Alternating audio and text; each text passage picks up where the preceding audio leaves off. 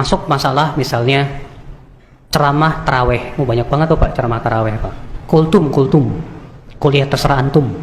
Ya. Jadi seakan-akan kultum taraweh itu bagian dari taraweh.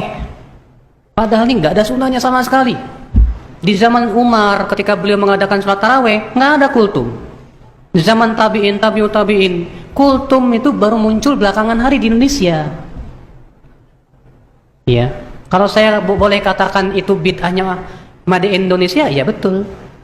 Yang pertama kali membuat orang Indonesia, betul. Karena kalau antum ke Saudi nggak ada kultum, ke Mesir nggak ada kultum, dimanapun nggak ada kecuali di Indonesia doang. Iya.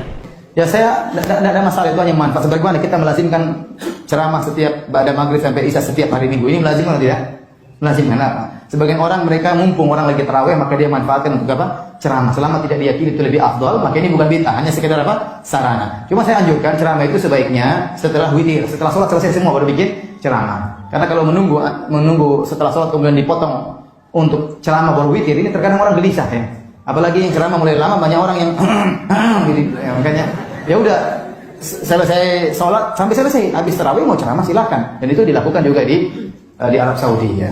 Sebagian ulama setelah subuh mereka ceramah, sebagian ulama setelah sholat tarawih mereka ceramah. Jadi sholat jangan dipotong, itu lebih afdal. Bagaimana hukum ceramah tarawih? Apakah termasuk bid'ah? Karena tidak pernah dikerjakan oleh Nabi Shallallahu Alaihi Wasallam. Ya. Kan saya sudah terangkan ya, tidak segala hal yang dikatakan tidak dikerjakan oleh Nabi langsung berubah menjadi bid'ah. Kan tadi ada ketentuannya. Diikat dengan apa? Ada konsekuensi hal itu di masa Nabi, terus ada apa? Tidak ada penghalang. Tapi yang bisa dipastikan tidak boleh itu kalau ceramah tarawih selepas sholat tarawih. Karena Nabi tidak pernah selepas sholat malam berzikir apapun kecuali hanya membaca Subhanal Malikul Kudus. Tidak ada beliau ceramah kepada sahabat dan seterusnya. Dan yang tidak boleh juga kalau dia ceramah antara dua rakaat tarawih, antara di sela-sela sholat. Tapi di awalnya itu dilihat ya, di awal itu. Ya, sore imam masjid misalnya di sholat isya, dia melihat manusia sedang berkumpul. Oh banyak orang. Ini jarang-jarang ini saya dapat kesempatan menceramai mereka. Ya, maka dia tidak enak dibilangin terikat dengan sholat tarawih. Ya sudah, dia gunakan waktu antara adzan dan qomat. Dia ceramai, dia kasih nasihat-nasihat. Itu nggak ada masalah. Itu dilakukan oleh guru kami Syekh Shalih Al-Fauzan. Ya, kadang sebagian waktu beliau antara adzan dan qomat, kadang sebelum sholat tarawih. Kultum sebelum atau setelah atau di tengah-tengah antara tarawih dan witir itu bukan rukun atau wajib salat tarawih.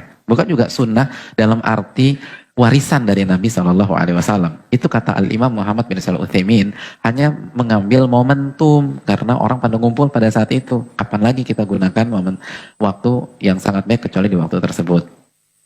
Jadi berarti kalau kita tidak mendengarkan, apalagi kita memang nggak niat, kita cuma terawih, maka pada dasarnya itu diperbolehkan. Itu diperbolehkan secara hukum asal, tidak mencederai tarawih kita. Karena ini bukan wajib, ini bukan rukun. Jadi ini hanya ngambil momentum aja. Makanya kata Syekh Utsaimin, kalau mau yang paling direkomendasikan adalah setelah tarawih, setelah witir gitu loh. Jadi orang udah bebas mau dengar silakan, ada urusan lain. Tapi kan memang kan strateginya antara tarawih dan witir ya, biar orang nggak pulang gitu terpaksa mendengarkan. Boleh nggak? Pada dasarnya ya mengambil momentum boleh-boleh aja. Tapi kalau gitu jangan lama-lama. Tapi kan kultum Ustaz, iya kultum. Tapi prakteknya kultum itu seringkali kuliah terserah antum. Jadi kultum sih kultum, setengah jam, 40 menit, ada 1 jam. Kadang-kadang lebih lama kultumnya daripada tarawehnya.